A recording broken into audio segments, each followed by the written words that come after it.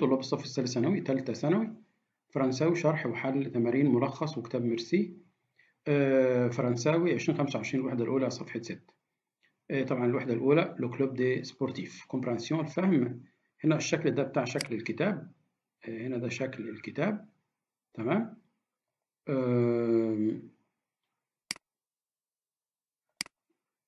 ده شكل الكتاب. طبعا بيقول observez l'encarte puis répondez à la question ثم أجب على السؤال التالي.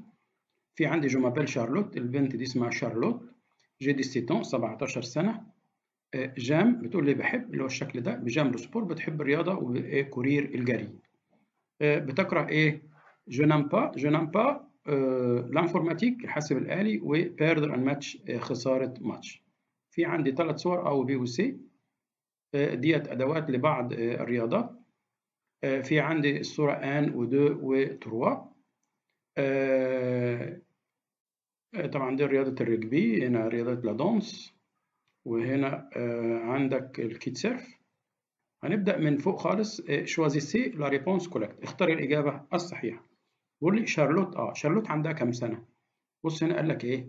دي سيتون 17 سنة، يبقى أنزل تحت وأقول إيه؟ دي سيتون.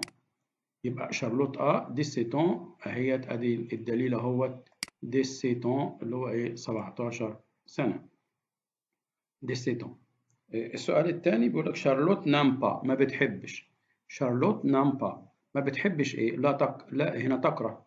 بتقول جي نامبا، ايوه لانفورماتيك، جي نامبا لانفورماتيك، جي نامبا لانفورماتيك. نشوف كده انفورماتيك في الوثيقة. تمام مظبوط. رقم سي.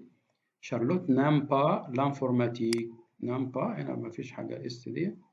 شارلوت نامبا لانفورماتيك. ماريون سونترين. مين ماريون؟ ماريون دي شكلها صاحبتها. ماريون سونترين بتتدرب فين؟ هي مش واضحة هنا، بس هم بيلعبوا كرة يد. بيلعبوا ايه؟ كرة يد.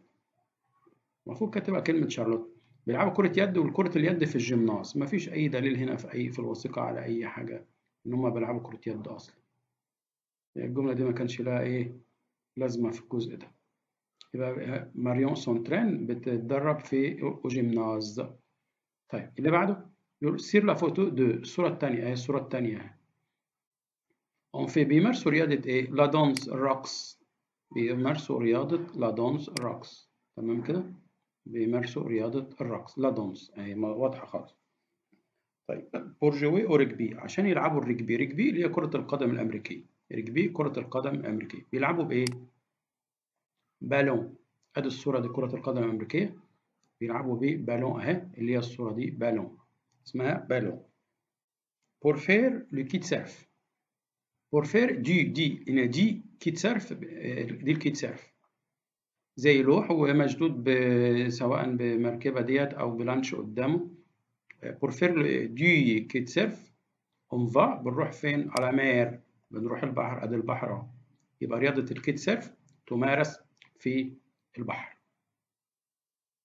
شايف انت البتاعة دي اللي بتطير ديت؟ هي دي بتشد الاخ اللي هو ماشي على اللوح ده، فعشان كده اسمها كيت. والله اعلم جاي من كلمة كايت بالانجليزية طيارة. سيرف اللي هو رياضة ركوب الامواج. كيت سيرف اللي هو ركوب الامواج زي ما انت شايف في الصورة.